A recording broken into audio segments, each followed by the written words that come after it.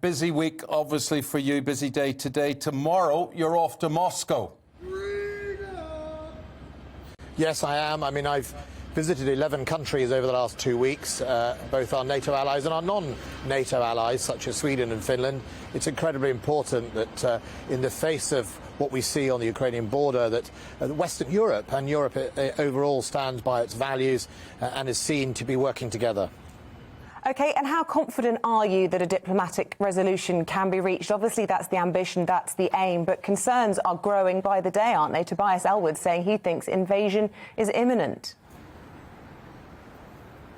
Well, I mean, I think what Tobias is picking up on quite rightly is that the direction of travel of Russian forces is the wrong way. We've seen an increasing in battalion tactical groups. They've now got over half of the whole of Russia's ground combat capability on the borders of Ukraine and in Belarus, and we've seen more aircraft move to Belarus. So what we've seen is a wrong direction in the actions of the Russian military. But on the plus side, we saw President Macron obviously go to the Kremlin, and my colleague Liz Truss is there today, and we are still trying to explore whether we can find a solution. The Minsk agreement is a very important agreement between Ukraine and Russia that gives us some hope, but we have to have both deterrence and dialogue, and that's what we're trying to do. The question is, I suppose, Secretary of State, are we, the UK, the West, doing enough to try to achieve that? I'm quoting President Putin here about President Macron, and Putin says, "I see how much efforts the current leadership of France and the President personally is applying in order to solve the crisis related to providing equal security in Europe for a serious historical perspective." What is, if anything, Mr. Macron doing that we're not?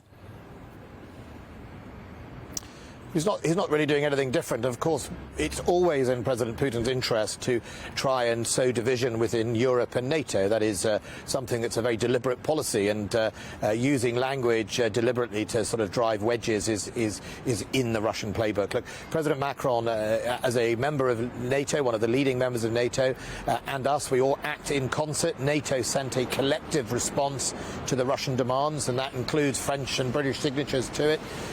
President Macron, Prime Minister, speaks regularly. The United States, as allies, this has been a collective effort.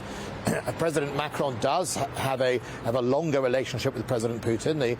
They visited each other on a number of occasions, and that's really important.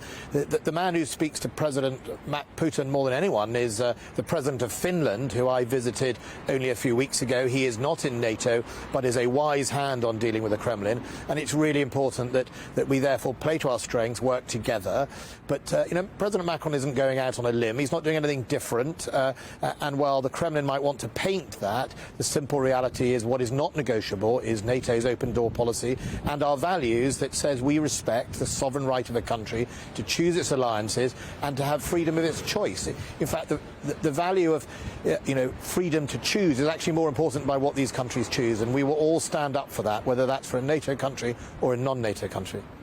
The Prime Minister heading to Poland today. He's doing so via Brussels. He's meeting with Jens Stoltenberg there, the General Secretary of NATO. But interestingly, Sir Keir Starmer, the first Labour leader to make such a visit to NATO, is also going to Brussels today. And he's done an interview in the papers today saying that the Prime Minister is making unity on Ukraine hard. He's turning up at these big international bilateral meetings. And the first question he's asked at any of these interviews is about being ambushed by cakes or Partygate, and that continues in the papers here today. It's not the first time we've had to ask a member of the Cabinet about a Downing Street party when there are far more serious issues going on. Has he got a point?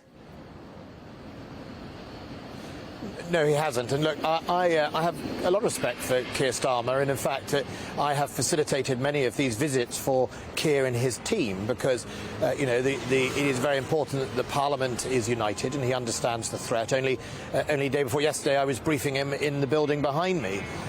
So I think it's a wrong comment. I think it's not a necessary comment he made because actually my experience of all those countries I visited, standing side by side, I had my Polish counterpart here on Monday. yesterday. I met the Lithuanian Prime Minister later in the week. No one raises the Prime Minister in those terms at all, because what we all realise is that as governors, as people who govern our countries, the first thing we have is a duty to secure our people. The second thing is to get through COVID, two of which the Prime Minister is leading in and actually making a difference. And so I think if Keir Starmer travelled a bit more, he'd discover that the real issues are, at the moment for all those other nations, the real issues are the consequences of Russia invading Ukraine, and what it means for our values, and also the other part, which would be how we're going to get through COVID. Secretary of State, we've got 20 seconds left on the programme. We've also already got a few hundred troops out there in Eastern Europe.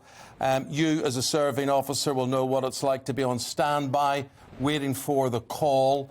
How far are you prepared to go in reserve in terms of sending troops? Apparently there's 1,000 troops in reserve. Would you hesitate in sending them if needed?